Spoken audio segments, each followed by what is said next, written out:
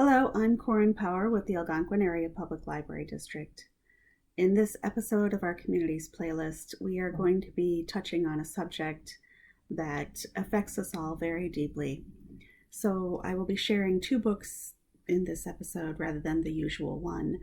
And if these items don't speak to your experience exactly, know that there are several others that are available. Please contact our local library so that we can offer you something that will suit your particular situation. And if you are in crisis, please reach out immediately. Thank you, and let us experience and heal together.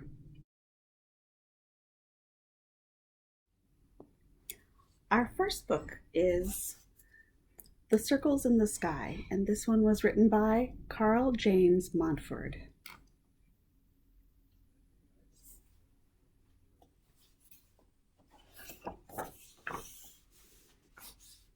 It starts, once upon a time, there was a simple understanding that to sing at dawn and to sing at dusk was to heal the world through joy. The birds still remember what we have forgotten, and that the world is meant to be celebrated. Terry Tempest Williams.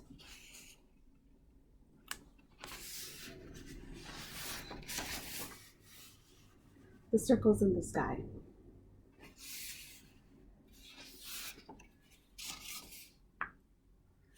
Fox ignored the bright light from the big circle in the sky and nestled down in his den after a night of hunting. He couldn't settle, though, because of the loud chorus of noise outside. It was those birds singing for all to hear.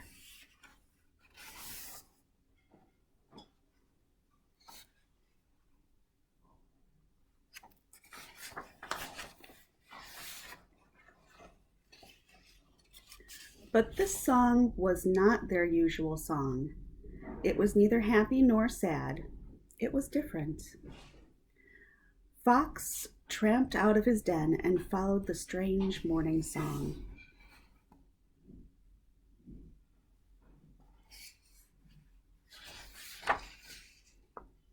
He traveled across the rushing river.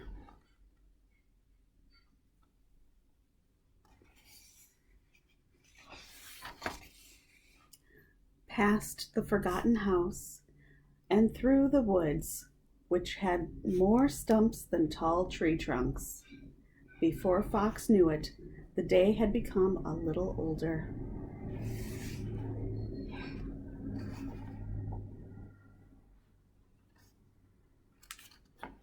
When suddenly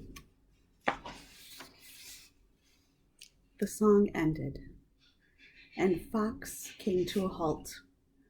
The bird's song had led him to a place where all kinds of flowers grew. Fox couldn't remember having been to a place like this before.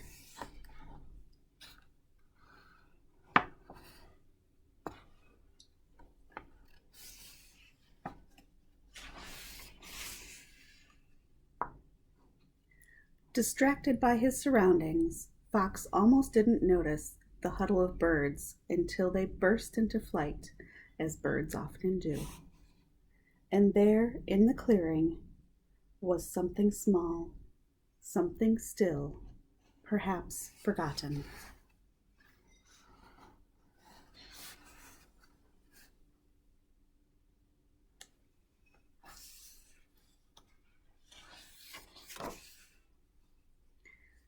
It was just a bird. Fox moved closer and closer, but Bird didn't move. Not a little, not a bit. Fox tried scaring Bird, but Bird didn't frighten. He found a little worm for Bird to eat, but Bird didn't bite. Fox tried singing, but Bird didn't join in.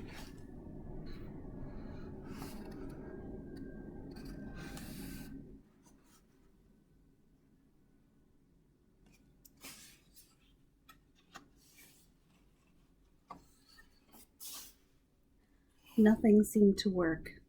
Nothing seemed to help. Fox couldn't understand why. What could he do for the broken bird? Unbeknownst to Fox, a lofty moth had been watching for some time. Moth was curious about the odd fox.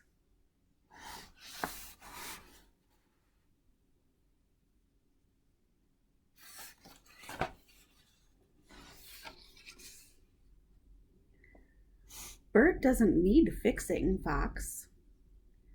Bird just isn't here anymore, said Moth kindly. What do you mean, Moth? The bird's right here, all bird-shaped, Fox gestured. While sometimes there can be a different kind of here, Bird's not here anymore in the way that you and I are. You make no sense, Moth. Oh, said Moth, shrinking back.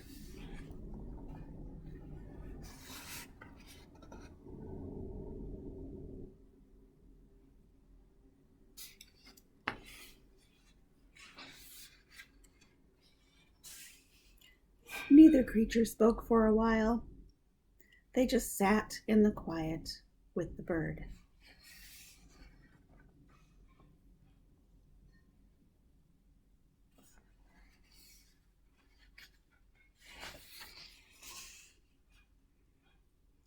Moth was the first to break the silence. She flew up in the sky and around the circle in the sky, calling, "Do you know what this is?" "The circle in the sky," Fox said grumpily. "It's called the sun," continued Moth. "When the sun goes down and the moon rises, the sun isn't here anymore. But because the sun is so bright, her light, even on the darkest of nights, and no matter how far away, is reflected in the moon. So even if the moon can't see or be with the sun, he never forgets that she was once here."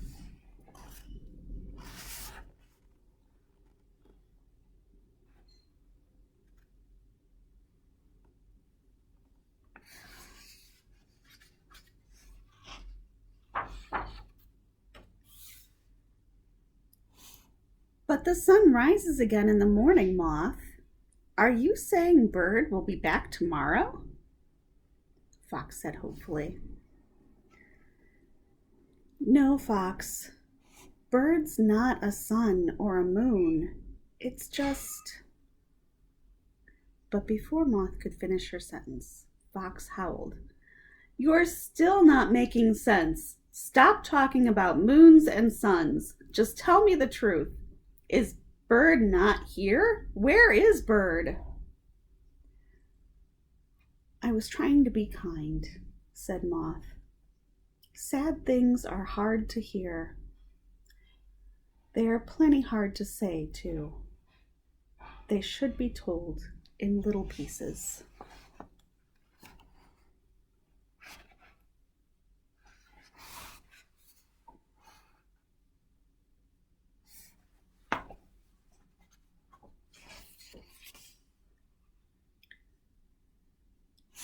Bird isn't here anymore because Bird is dead. Fox didn't know that word well, but he felt it. He tried to hold this strange feeling back. "It's okay to be sad," comforted Moth. And with that said, a few tears escaped Fox's eyes, and he let them fall. The two creatures sat down in grief for some time. "I don't know why I cried. I barely know Bird," said Fox. "It's just all so very sad," helped Moth.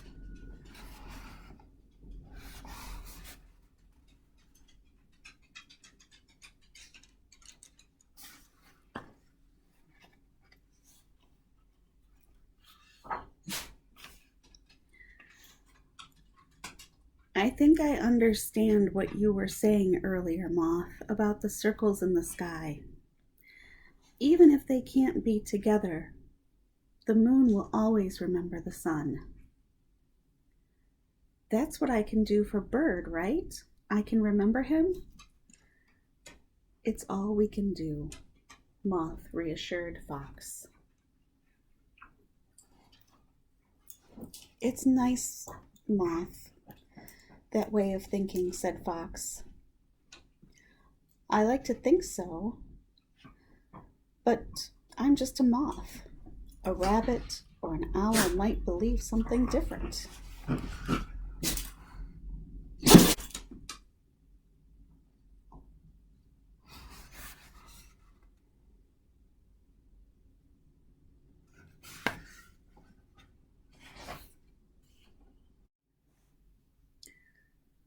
What do we do now, Moth? Said Fox.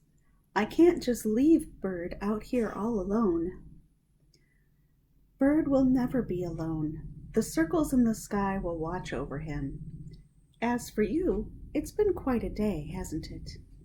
Perhaps it's time for home, said Moth. Home seems so far away from here, Fox sighed. If you want, I could keep you company on your journey, Moth offered.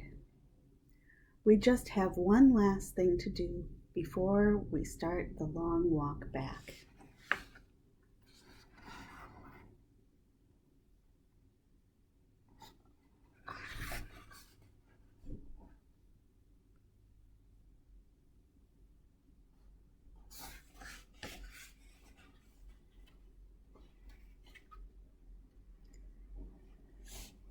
Fox and Moth set Bird among the wildflowers and said a last goodbye.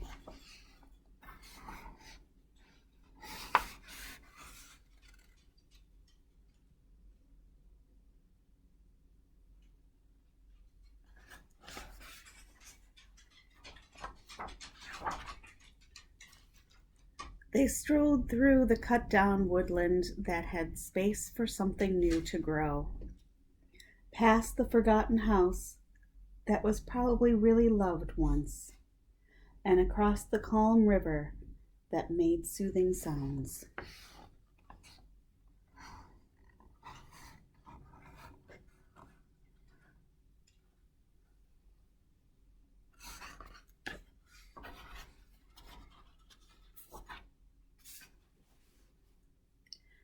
Rather than walk alone, the two creatures had each other for company, and as the dawn began to break,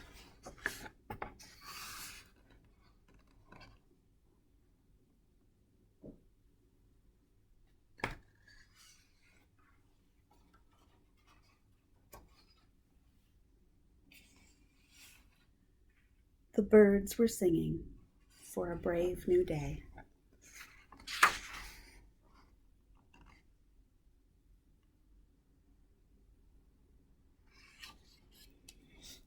Thank you for experiencing that story with me today. Again, that's called The Circles in the Sky, written and illustrated by Carl James Montford.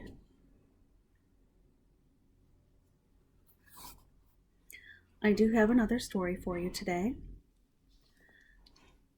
This one has to do with families and human death and dying. This one is called Grandpa's Stories, a book of remembering. Written by Joseph Kahlo and illustrated by Allison.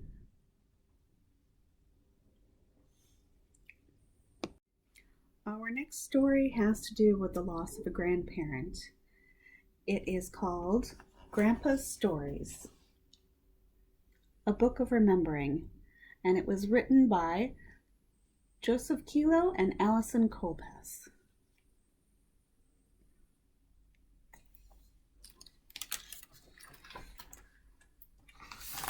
Grandpa's Stories.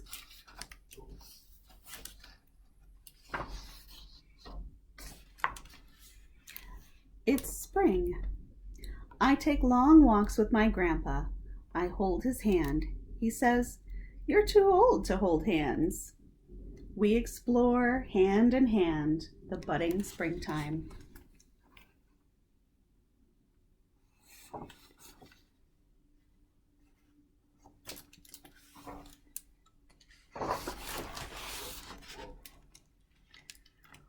If all the world were springtime, I would replant my grandpa's birthdays so that he would never get old.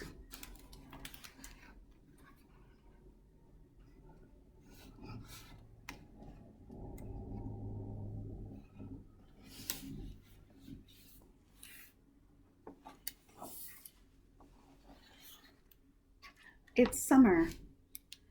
Grandpa buys me a racetrack. It's secondhand with missing bits. We fix what we can together. We use our hands to zoom the cars up and down, up, up, and fire them off into deep space.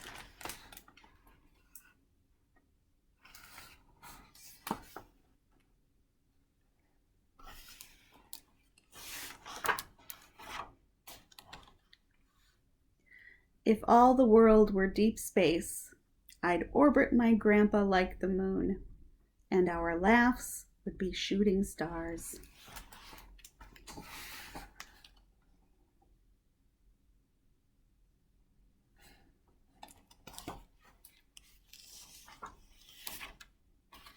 It's autumn. My grandpa makes me a notebook with handmade paper of brown and orange leaves that rustle when I turn the page, bound with ruby Indian leather string.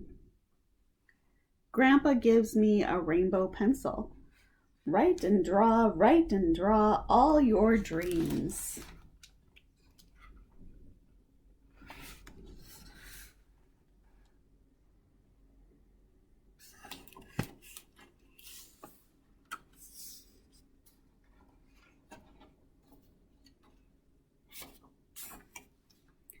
If all the world were dreams, I would mix my bright grandpa's feelings and paint them over sad places.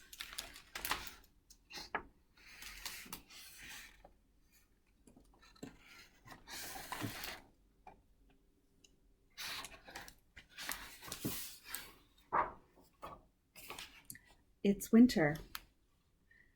My grandpa tells me tales from when he was a boy of Indian streets and homemade toys. There are ships, snakes, and tigers in his stories.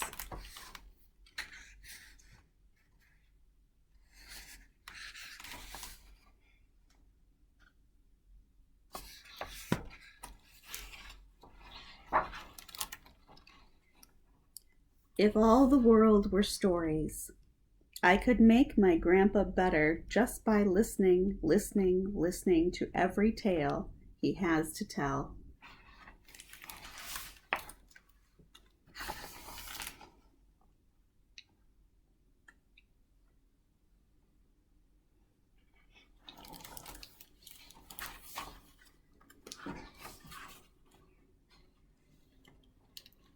But some tales are silent.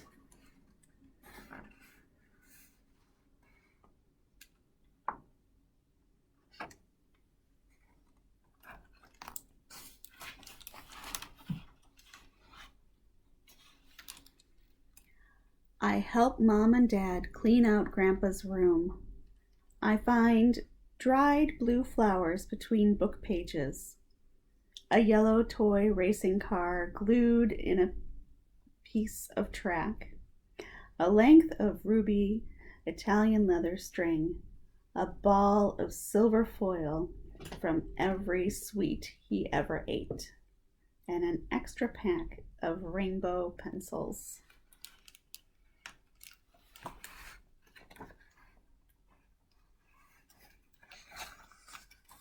A kaleidoscope of memory.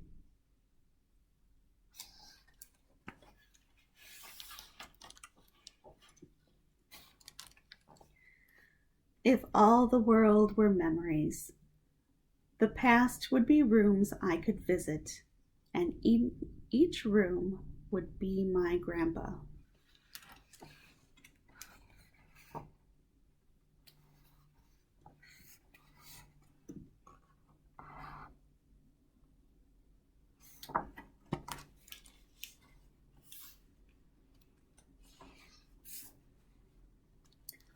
On Grandpa's chair is a new notebook, newly made with spring petal paper, newly bound with a length of Indian leather string.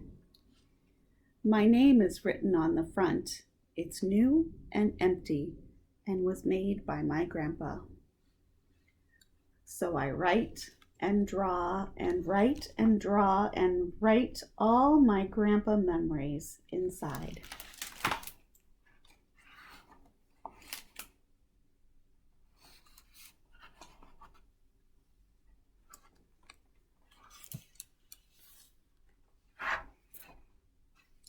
I write and draw of different worlds, and all of them have my grandpa smiling and laughing, laughing, laughing.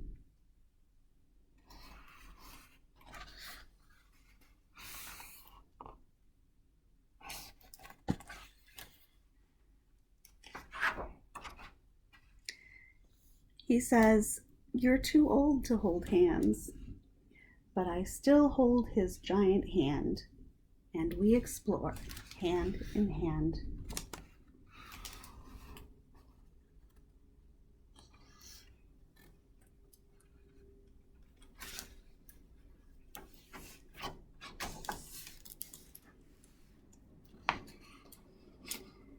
Thank you for taking this journey with me today. This was Grandpa's Stories, a book of remembering. If you need similar titles or other books to speak to your own experience, please reach out. We are happy to help. Till then, goodbye.